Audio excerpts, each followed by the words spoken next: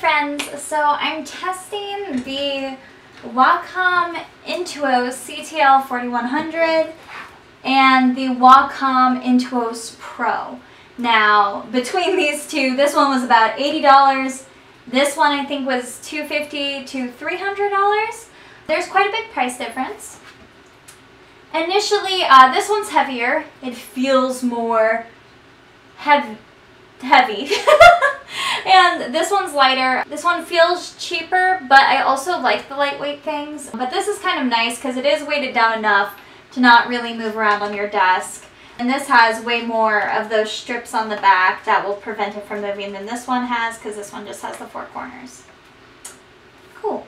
Another thing, you can pick your color with this one. I love the pistachio color. This one you cannot, so plus for this one being customizable. Now, both of these are Bluetooth, and they work relatively the same. So they both have a plug-in option, and they both have a Bluetooth option. Between the two pens, there's quite a difference. So this is the Wacom Intuos pen, and this is the Pro pen. The Pro pen is significantly heavier. I actually prefer the lighter pen. I use mechanical pencils a lot, and this is pretty equivalent to the weight of something I would draw with. This one is weighted. It's a little heavy, and it's a little heavy. Now this one does have the grip, which is nicer, and it is a little bit longer, so it lays in your hand slightly better. But overall, I don't think I have a preference between the two. I kind of like the lightweight one, to be completely honest. If I could have the lightweight with the grip and tapering, I think that'd be cool. But overall, if I had to pick one in terms of comfortability, I'd say they're both comfortable. I would just compare this one to drawing with a marker and this one to drawing with a mechanical pencil. So to test the capabilities of both of these, I've imported an illustration that I've drawn by hand and then turned into a graphic. And what I'm going to do is just trace. I figured that will give me a good idea. So since I have the Intuos plugged in, not the Pro, I'm going to start with this one. So you do have two hotkeys on the pen, just like you have two hotkeys on the other, so they're both the same there. And then this one has 4 hotkeys, and the other has 6, plus a scroll wheel. So let's jump in here.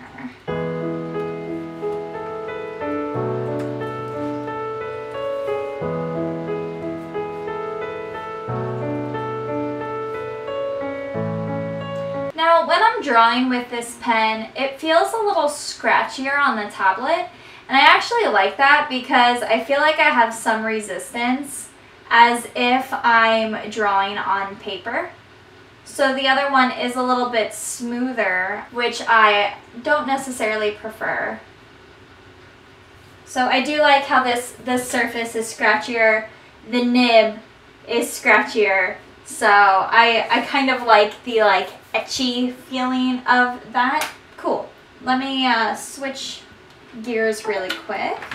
Okay, so again, a lot heavier on this. They are both small. This one, oops, does have the touch capability, which I will totally admit I really like. And then the scroll wheel for zoom in and zoom out, which I also really like, just because you don't have to necessarily touch your laptop with this one, whereas the other one I do sort of do hand on keys and hand over here.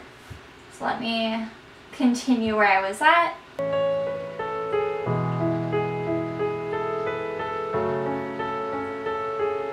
Oh well, actually I'm gonna go back on what I said. While the other one's scratchier, oh, it looks like I made a mistake, and this has an eraser just like you would, which I really like. So this one does have more pressure points, so you can get a little bit of natural lines easier. But because it is so smooth, you don't really have those moments when you get hung up on the tablet. So I guess the scratchy is a pro and a negative at the same time. This pen is also a lot more responsive, so I didn't change my settings on Photoshop. And this one is following my hand a lot more than the other one did. And now I've used an Intuos for 4 years now, and so I'm really used to the way the other one feels, so I might be a little bit biased. But I do have to say, overall, this one, the Intuos Pro, does have a much cleaner tracking system, and ultimately, I really like the hand scroll. Did I just... Oh my gosh! Oh, wait! Guys, you can rotate it! Okay, the Pro. That sold it for me. Absolutely, I would recommend the Wacom Intuos Pro. If you don't like this hand thing, there is a switch on the side to turn it off. Overall, I do think the pen feels nicer in your hand. Despite the weight, I do still really like it. I absolutely love the eraser tool. And it also comes with this really cool pen holder, so you can feel like a fancy person. And I think the really selling point for this is the additional functionality with the zooming out and zooming in with the tablet. Being able to rotate, this is the coolest thing, with your fingers. That's a capability I actually never used on Photoshop because of how annoying it was to go in and rotate while drawing. So I'm excited to use that. And the price is really such a huge difference. I honestly don't know why the price difference is that great, because while you're getting a small amount more functionality, the regular Intuos is absolutely functional. If you're a professional, you can use the Intuos for $80. Like I said, I've used that for the past 4 years, and I haven't had a problem with it. I actually just bought this one brand new. It has Bluetooth. Bluetooth wasn't popular when I started illustrating for the tablets, so I didn't have that.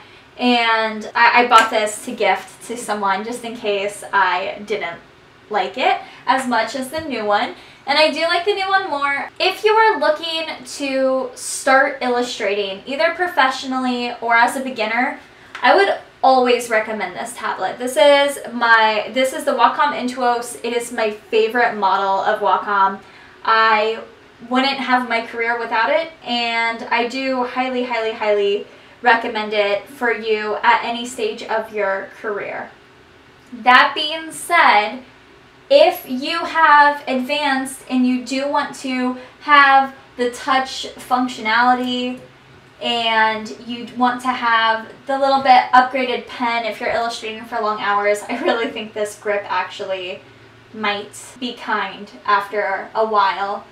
And you want the more intuitive eraser and pen tool, I would recommend this one. For the price, I don't know if it's worth it for the price. The only thing is about Wacom is their products like never ever go bad. So I've had my original Wacom for the past 4 years. I have dropped it. My cats have sat on it. I've illustrated on the go everywhere around my house in the tub. It has gotten wet. It has been bashed around and beat up. I have not been kind to the poor little guy. And he still works like he's brand new. So definitely don't be afraid that if you invest in the $80 one versus the $300 one that it's going to give out. I plan on having my original little fellow for a very long time, and definitely will be using that one on traveling or when I am worried that I might bash the good one up. It's such a great small portable size, and these are both smalls. I don't know why you would need a bigger Intuos than a small. It doesn't really make sense to me because it's a relative size. So if you buy a bigger Wacom, you're not getting access to more space, if that makes sense. So we're talking about digital size, so it's relative. I prefer the small ones just because sitting on a desk, or I used to use my Wacom on top of my tablet or on top of my laptop when I illustrated. So I highly recommend the smaller size. because I just don't understand what the justification is for a bigger tablet for a higher price. But I guess if you're someone who wants to make like gigantic brush strokes, or if you're more comfortable with something big, that's okay. But I like the small ones, so I don't think you need to go bigger if you're questioning the size comparison. So this is the drawing space here, and this one is just a tad bit bigger, and the drawing space is in here. So ultimately, what I would recommend is I would still recommend this one, even though I'm going to be using this one as my main tablet from now on. I think in terms of price, functionality, ease of use, and all togetherness with this one, you can't go wrong with this as a Wacom. So definitely do this. If you're looking to, you know, invest in something a little bit more, I would go for this one, but I'm honestly glad I didn't start with this one, because I think the additional functionalities as a brand new, never having digitally illustrated before Illustrator, I think this one would have maybe scared me a little bit, and this was a very good friend to get introduced on. So yeah, I hope this video has helped. Good luck. If you do want to buy either of the Wacoms, please use the link down below in the description. They are affiliate links, which helps me keep producing content like this. And if you do have one, or if you have a different one, let me know in the comments below. I've also ordered a Cintiq. I did not get the Pro, just the Cintiq, and I absolutely hated it. I thought the screen was a very poor quality. It hurt my eyes. It seemed fuzzy, and the color was not true. So it was very hard to illustrate on. And I would 100% recommend either of the Intuos, either the Pro or the basic version over the Cintiq. I have not used a Cintiq Pro yet. They look amazing, but if you're going to do a Cintiq, I already would recommend going for the Pro, just because of the screen quality of the regular Cintiqs. They are just not good. So I definitely would recommend an Intuos. The Intuos Pro is great for additional functionality, and then after that, the Cintiq Pro would be the way to go. So again, hope this helped. If it has, please give this video a thumbs up and subscribe, and I will see you all next time. Happy illustrating!